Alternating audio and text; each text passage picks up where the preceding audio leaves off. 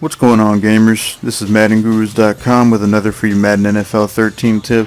Today, focusing on cover 3, just want to talk about a few things about it as far as the purpose, how to recognize it, ways to beat it, and then ways to take away the weaknesses if you were to run it. And so, as we look at it, we can see that at least with this cover 3, we have 4 rushers, which I would usually recommend a minimum of 4 rushers on this game if you want to have any sort of pressure that will cause the quarterback to have to throw it usually earlier than he would like to.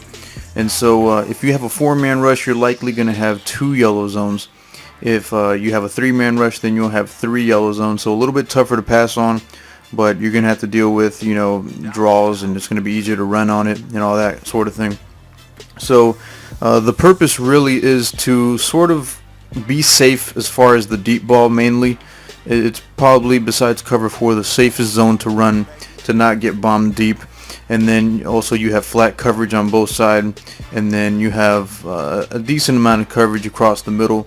So the weaknesses are really going to be, towards this area of the field between the flat zone and the yellow zone, and then underneath the deep zone is going to be a soft spot, and then between the flat zones and the deep zones on the outsides of the field, and then sometimes you can squeeze in stuff between the yellow zones. And so as far as recognizing it, we're going to go ahead and run a play, and then you'll see that one of the safeties will either stay towards the center, he'll already be at the center, or if they're both out there like they are now, one of them will move towards the center, the other one will come down. And so there really isn't any other defense that does that except maybe like a cover 1. And then you'll notice that the linebackers or the defensive backs are going to be chasing the receiving options. So that's the way you would tell what it is as far as post snap. Now, ways to beat it. Here's what I like to do. So this cover 3 here. What I like to do is I like to focus on the slot wide receiver. So what you could do is, if you want to go deep, you could go ahead and put him on a streak and then try to get him on the user catch over here. That's how you're going to get your biggest gains if you want to be most aggressive.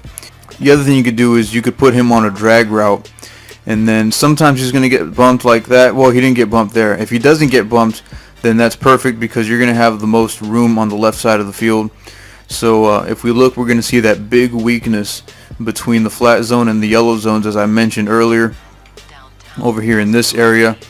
What you could also do is you could run a slant, a little bit trickier to run depending on how many yellow zones there are, but you could go ahead and try to squeeze it in there and then try to spin up the field. So the slot's something I really like to focus on. The other thing that I like to do is the deep out routes or the curl.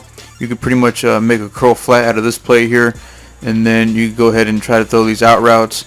All you got to do is just got to be careful. That doesn't work against every type of zone. If they have a purple and a flat zone on one side, that's going to be covered.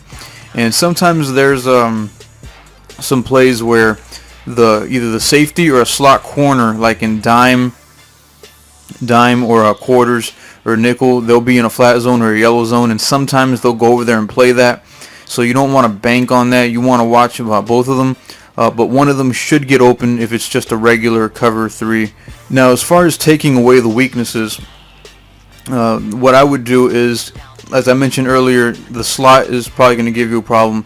So what I would probably do is I would man up the slot like this, and then what you could also do is put the flat zones in purple zones. So with this, you're going to open up the flats a little bit, but if it's a long situation, then you're going to have the purples out there, and then you're going to have the slot manned up, so you won't have to worry about the streak. If you man up the slot, he's going to do a better job on the drag route and the slant in most cases. So, as always, thanks for watching this tip. Please like this video and subscribe to our channel if you would like more free Madden tips. If you have any other unique ways of beating cover 3, let us know in the comments below. And don't forget, you can find a breakdown for this video typed up at the link in the description. Thanks again, and make sure you check out this channel every weekday for free tips and Madden videos on Madden Gurus TV.